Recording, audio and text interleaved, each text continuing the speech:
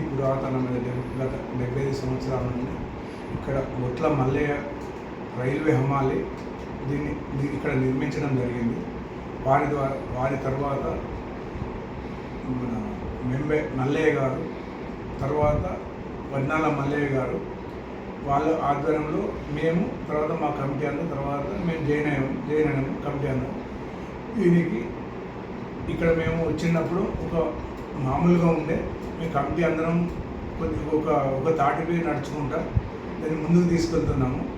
అయితే 12 సంవత్సరాల కింద ఏం చేసామంటే స్వామీజీ గారి ఆశీర్వాదంతో దత్తపీఠం మైసూరుకి వెళ్ళి స్వామీజీ గారితో మనకి ఇక్కడ మీరు కంపల్సరీగా 5 కుంభాభిషేకాలు ప్రతిష్ట చేయాలని చెప్పడం జరిగింది.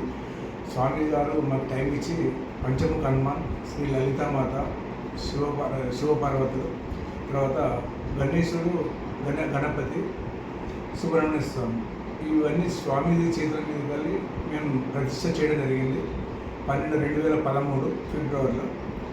అయితే అదే కార్యక్రమం నుంచి అప్పటి వరకు మామూలుగా ఉన్న టెంపుల్ స్వామీజీ చేతిలో ప్రతిష్ట తర్వాత శివనగర్లో, తర్వాత వరంగల్లో కూడా ఒక పేరు మారుమూలవుతుంది.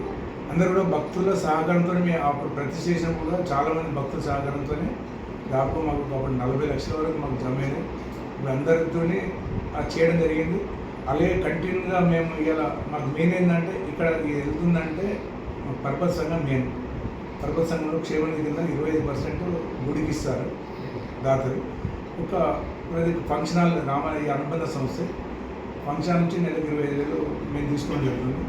ఫంక్షన్ హాల్ కూడా ఏం చేసామంటే అతి తక్కువ చిన్న వాళ్ళకి పోతే మేము పెళ్లి చేసుకుంటే టెంట్ హౌస్ కమ్మాల్సి కలిపి 11,000 స్టార్టింగ్ 6,000 ఉండే, 5,000 ఉండే, 5,000 నుంచి 8,000, 11,000. ఇవాళ పెళ్లి చేసుకుంటే టెంట్ హౌస్ కలిపి 16,000. అంటే పెద్ద ఫంక్షన్ చేసుకుంటే ₹1,00,000 అవుతుంది. అయినా మేము 16,000 ఇస్తున్నాము. మామూలుగా బర్త్డే చేయడానికి 11,000 ఇవ్వడం జరుగుతుంది. అలాగనే అదే 2 పర్పస్ పద్మాలయ పర్పస్ మరియు రామాలయ కళ్యాణపురం అభివృద్ధితోటి భక్తుల దాతలతోటి షెడ్ కూడా మేము నిర్మించుకోవడం జరిగింది. సుమారు షెడ్కి అప్పుడు మనకు 20 లక్షలు అయినాయి. తర్వాత పక్కబండిగా సుబ్రహ్మణ్య స్వామి డెవలప్మెంట్ ఒక 4 లక్షల చిల్లర అయింది. పక్కబండి 7 సంవత్సరాల కింద ఒక మా గుడికి ఈశాన్యంలో ఉన్న 170-80 గజాలు జాగా తీసుకున్నది అప్పుడు 27 లక్షలు పెట్టి. అలాగే ఒక 5 సంవత్సరాల కింద మళ్ళీ పక్కబండి 225 గజాలు ఉంటే అది కూడా 35 లక్షలు పెట్టి తీసుకోవడం జరిగింది. ఈ అమౌంట్ అంతా మనకు పర్పస్ సంఘం నుంచి మాకు క్షేమనిధి మెయిన్ మాకు దాంతో మ్యాక్సిమం గుడి మెయింటైన్ చేసుకుంటూ వెళ్తున్నాము. అలాగే 12 సంవత్సరాలు అయిన సందర్భంగా పుష్కర కాలం ఎట్లా అని ఇప్పుడు 12 పుష్కర అన్నట్టు 12 సంవత్సరాలకు ఒకసారి పుష్కర కుంభాభిషేకం చేయాలని ఉందంటే స్వామీజీ గారి దగ్గరికి వెళ్ళడం జరిగింది. మేము నవంబర్లో వెళ్తే సంక్రాంతి తర్వాత డేట్ ఇవ్వడం జరిగింది. ఇస్తామని చెప్పాడు. కంపల్సరీగా మాకు డేట్ ఇచ్చాడు. ఇచ్చేసి ఏప్రిల్ 2 నుండి స్టార్ట్ 2 నుంచి రేపటి వరకు కుంభాభిషేకం ప్రోగ్రాం.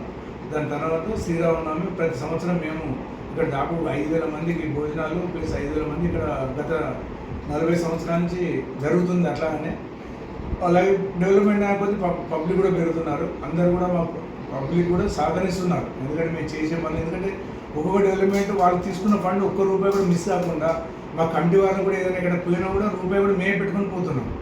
ఆ మిస్ అవ్వకుండా కాబట్టి ఇవాళ మేము వెళ్తే కూడా చాలా మంది కూడా మాకు పిలిచి మా ఇంటికి రాలేదని చెప్పి కూడా పిలిచి వాళ్ళు తోచినంత మీరు డిమాండ్ లేదు, మీరు తోచినంత ఏంటి కుంభాభిషేకంలో పాల్గొనని చెప్పి స్వామి చెప్పడం జరిగింది.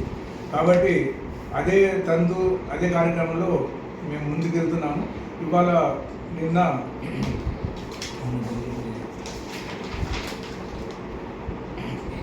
మొన్న బుధవారం ఉదయం 6:40 నిమిషాల యాగశాల ప్రదక్షిణ, తర్వాత 3వ తారీఖు నిన్న గురువారం నాడు నవగ్రహ యోగిని దేవత చండీ హోమం ఇప్పుడు 12:30కి అయిపోయేది. రేపు ఉదయం ఇవాళ సాయంత్రం 3:06 సీతారామ కళ్యాణం ఉంటుంది. ఈ బ్రహ్మోత్సవాల కార్యక్రమంలో ఏ టెంపుల్ అయితే ఉంటుందో 3 రోజులు కూడా ఆ టెంపుల్ ఇప్పుడు మాది రామాలయం కాబట్టి రాముని కళ్యాణం, భద్రకాళి అమ్మవారి భద్రకాళి కళ్యాణం, వెంకటేశ్వర స్వామి అలా ఆ ఉద్దేశంలో ఇవాళ 3, ఎందుకంటే మళ్ళీ ఎల్లుండింది కదా అని అంటే అది ఆ నవరాత్రులలో కంపల్సరీగా చేయడం జరుగుతుంది. అలాగే రేపు స్వామీజీ గారు మనకు 10:30 గంటలకు టైం ఇచ్చాడు. కుంభాభిషేకం మనకు 11:30 గంటలకి కుంభాభిషేకం టైం ఇచ్చాడు పైన. అయితే ఏంటంటే 10:30కి వచ్చేసినాక ఇక్కడ స్వామీజీని మేము స్వాగతం చేసేసి స్వామి గారిని అనుగ్రహ భాషను తీసుకొని ఆ పైకి తర్వాత కుంభాభిషేకం చేయాలి, అప్పుడు పూర్ణావతి తర్వాత వెళ్తాడని చెప్పి మాకు చెప్పడం జరిగింది. రేపు ప్రోగ్రాంలో వాళ్ళ పీఠం వాళ్ళు చెప్పడం జరిగింది. మేము కూడా అదే మ్యాక్సిమం అదే ప్రకారంగా అందరం కూడా మా కమిటీ వాళ్ళందరం కూడా సహకరించుకుంటూ ముందుకు వెళ్తున్నారు. ఇంకా ముందు కూడా అట్లా వెళ్తాం. కమిటీ ఇప్పటివరకు అయితే ఎక్కడ వేరే ఊళ్ళలో ఎట్లా మాకు తెలియదు, మా కమిటీ అయితే అట్లా వెళ్తున్నాం. ఇంకా ముందు కూడా అట్లా కోరుతున్నా పెద్ద చిన్న లేకుండా వెళ్తున్నాం. అందరం పెద్ద అందరం చిన్నది అట్లా తెలుసుకుని వెళ్తున్నాం. ఇక ముందు కూడా అట్లా వెళ్తామని చెప్పి మా యొక్క మనది.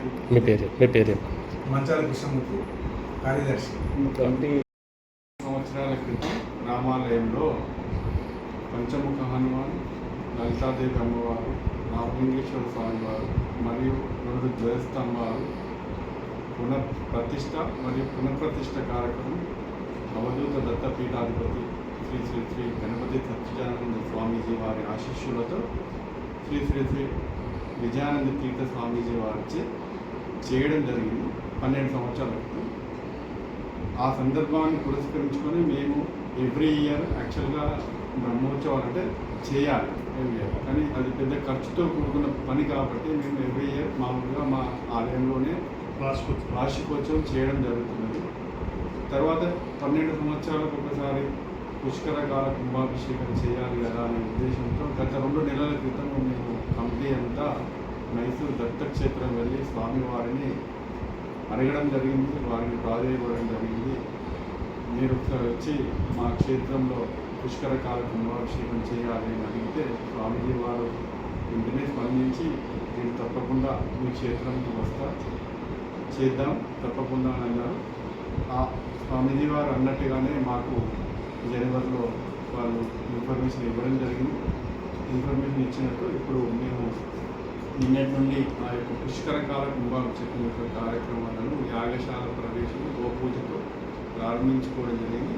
ఆ యొక్క సందర్భంలో నిన్న సాయంత్రం కూడా హోమాలు చేయడం జరిగింది. ఈరోజు ఉదయం కూడా చండీ హవనం చేయడం జరిగింది. రేపు చండీ హవనం తర్వాత లలితా పారాయణం కూడా ఈ ప్రాంత మహిళా భక్తులందరికీ చేయడం జరిగింది.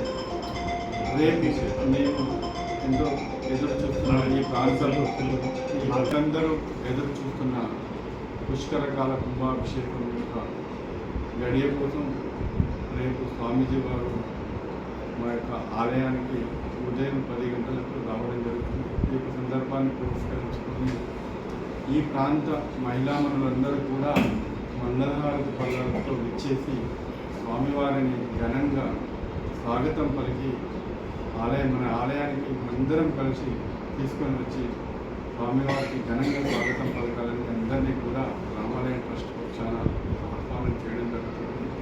అదేవిధంగా స్వామివారు ఇచ్చేది మనందరికీ కూడా అనుగ్రహ భాషణం చేయడం జరుగుతుంది. తర్వాత స్వామివారు బ్రహ్మ కలశించే కుంభాభిషేకం యొక్క కార్యక్రమాన్ని నిర్వహించడం జరుగుతుంది. ఈ యొక్క కార్యక్రమం కుంభాభిషేకం కార్యక్రమం స్వామివారు నిర్వహించిన తర్వాత ఆ యొక్క కార్యక్రమం పూర్తవుతుంది. తర్వాత మేము ప్రతి సంవత్సరం నిర్వహించే శ్రీ సీతారామచంద్ర స్వామి వారి యొక్క కళ్యాణం ఆదివారం మధ్యాహ్నం 12:05 అత్యంత వైభవంగా మేము భద్రాచలం వలె నిర్వహించడం జరుగుతుంది. ఆ కార్యక్రమంలో కూడా చాలామంది భక్తులు, ఒక 5-6 వేల మంది భక్తులు మా ఆలయం నుంచి వచ్చేసి స్వామివారి యొక్క కళ్యాణంలో పాల్గొనడం జరుగుతుంది. తదనంతరం కూడా మా ట్రస్ట్ సభ్యులందరూ కూడా కలిసికట్టుగా 3 ట్రస్ట్ సభ్యులందరూ కూడా అన్నప్రసాద వితరణ చేయడం జరుగుతుంది. అందరూ కూడా భక్తులందరూ కూడా అధిక సంఖ్యలో పాల్గొనాలని కోరుకుంటున్నాను. అదేవిధంగా కళ్యాణం రోజు సాయంత్రం 5:30 గంటలకి శ్రీ సీతారామచంద్ర స్వామి వారులను శివనగర్ పురవీధుల గుండా ఊరేగింపు చేయడం జరుగుతుంది. ఆ ఊరేగింపులో కూడా ఈ ప్రాంత ప్రజలందరూ కూడా అధిక సంఖ్యలో పాల్గొనాలని కోరుతూ మగవారందరూ కూడా వైట్ డ్రెస్, ఆడవాళ్ళందరూ కూడా ఎల్లో కలర్ శారీస్ కానీ డ్రెస్సెస్ కానీ ధరించి వచ్చి మనందరం కూడా డ్రెస్ కోడ్ పాటించి మన ఐక్యతను చాటి స్వామివారిని అత్యంత వైభవోపేతంగా శివనగర్ పురవీధులు కూడా ఊరేగింపు చేయడం జరిగింది. తర్వాత 7వ తారీఖు సోమవారం సాయంత్రం 7 గంటలకు స్వామివారిని ఉంజలి సేవ చేయడం జరుగుతుంది. ఆ ఉంజలి సేవ కార్యక్రమంతో శ్రీరామ నవరాత్రులు పూర్తవుతాయి.